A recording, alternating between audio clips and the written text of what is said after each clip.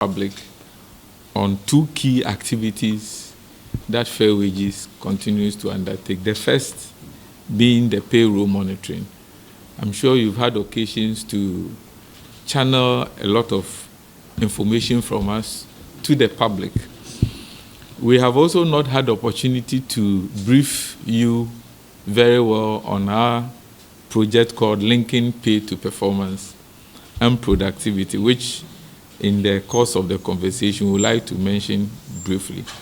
In April this year, if you may recall, we started a payroll monitoring exercise.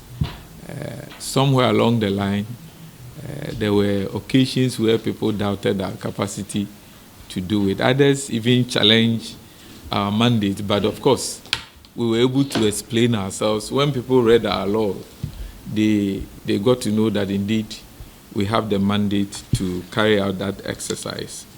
Basically, under our mandate, we're supposed to monitor allowances and benefits, and especially where there's funding from public sources directly, and sometimes indirectly, we are supposed to monitor that.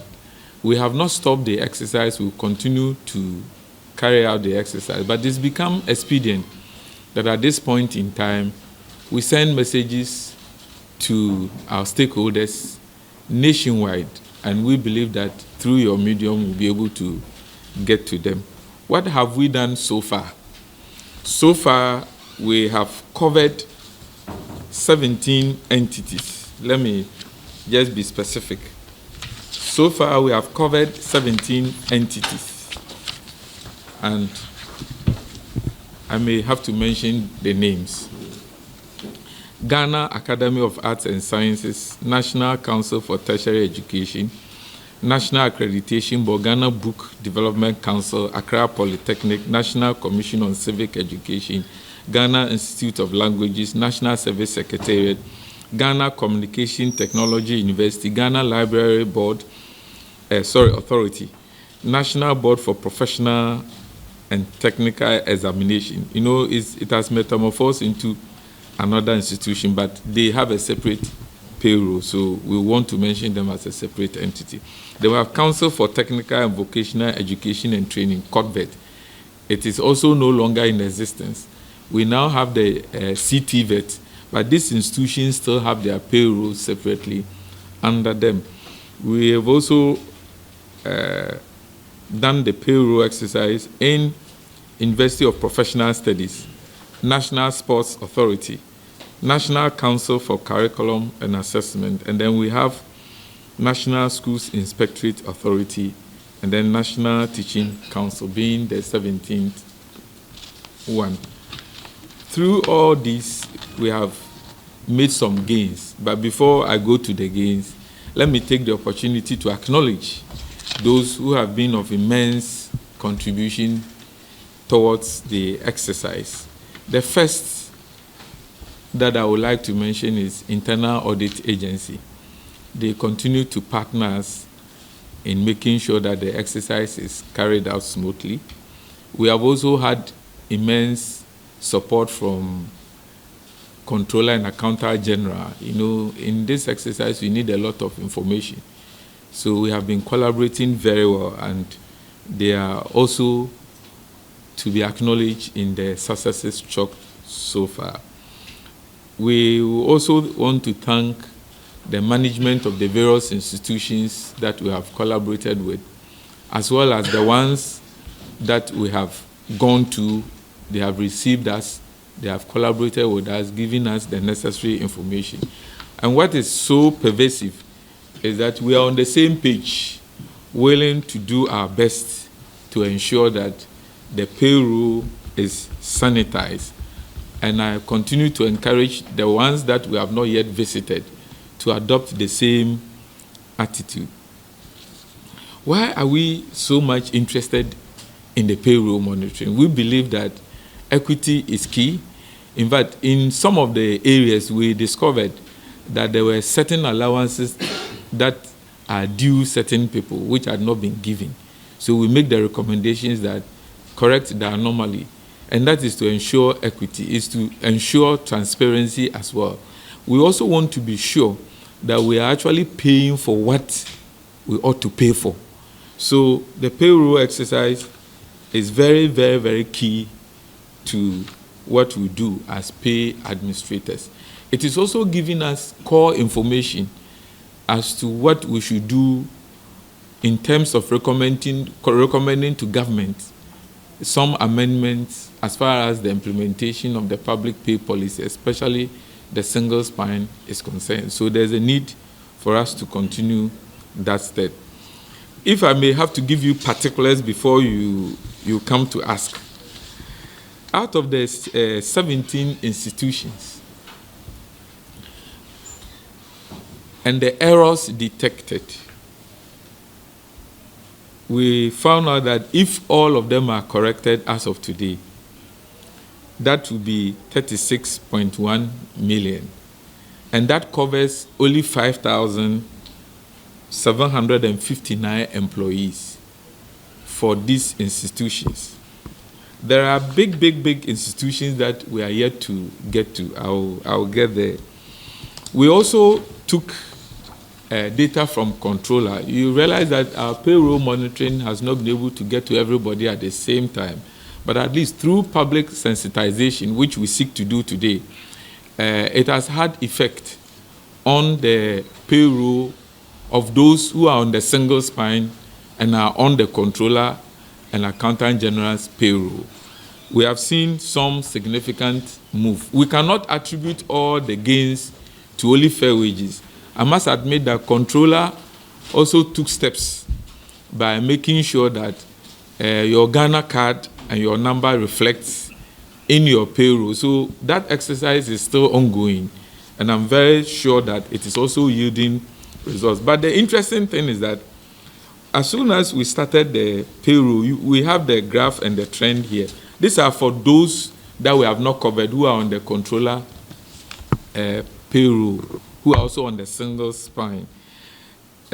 Interestingly, from January to February, the wage bill increased for those institutions.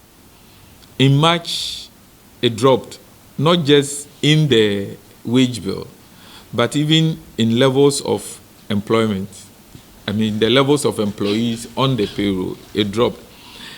Then in April, it started going up. But that was the same month that we began the payroll monitoring. And I can say that since then, the wage bill, the total wage bill for those institutions keeps on coming down. And not only that, the other interesting thing is that between April and August, the number of employees on the payroll also increased. So in as much as we are getting increased numbers of employees, the total wage bill against the base is also coming down. So we use this occasion to say that all the collaborating institutions have helped, and they should keep on collaborating. One disturbing issue that I think we will have to address very well is the issue of validation. We have people who are transferred to certain districts, but immediately we are not able to effect what we call their management unit on the payroll. So assuming that Kenneth does the validation for GS staff in Suta Kwama district, and the individual is transferred to Asante Mampong. Of course, that's my hometown, so you can understand. It's transferred to Asante Mampong.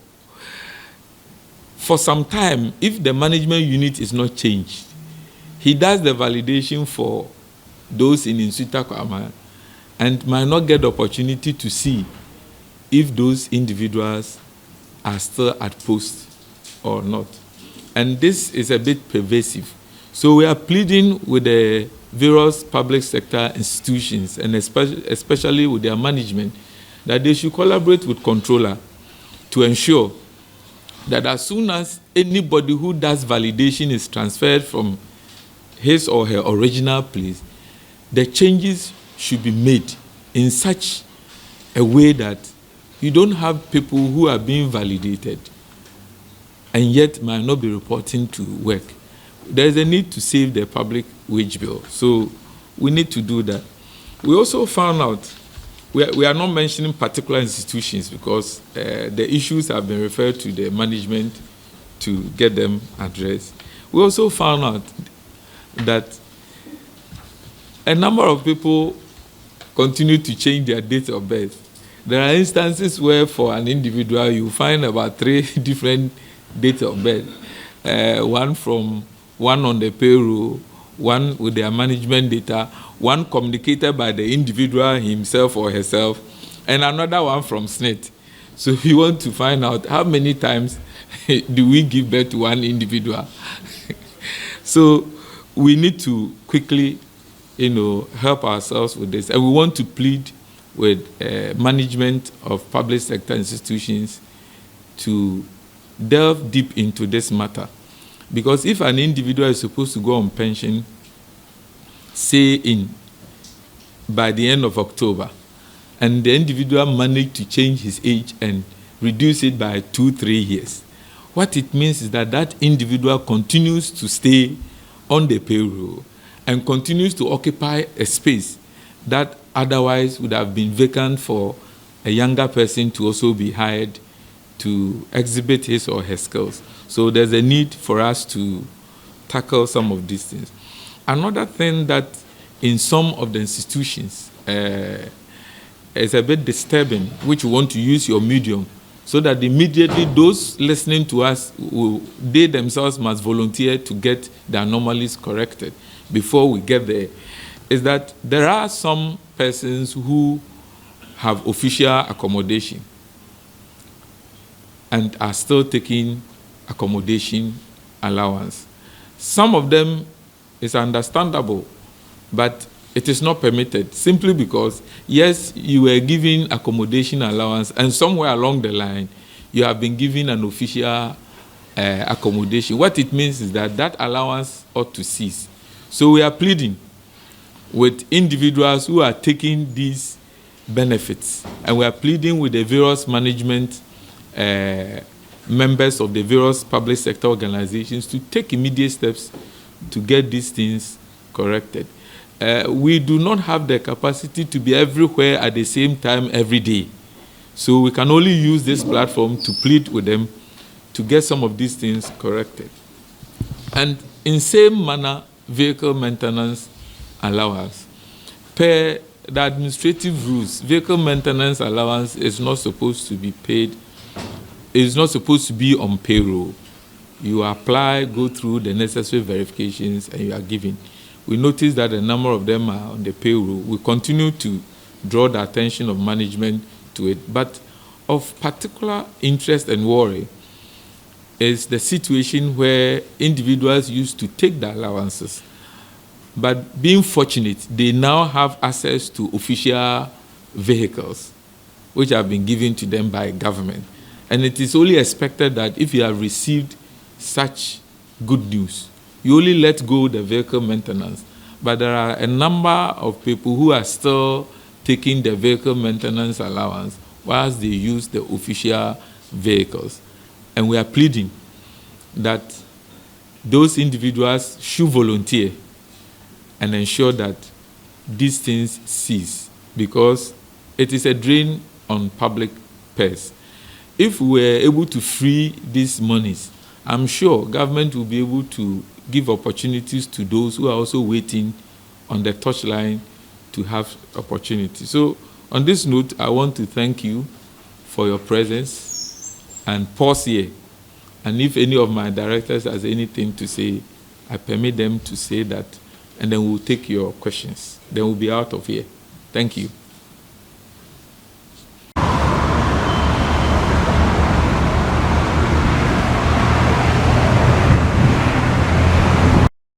Thanks for watching.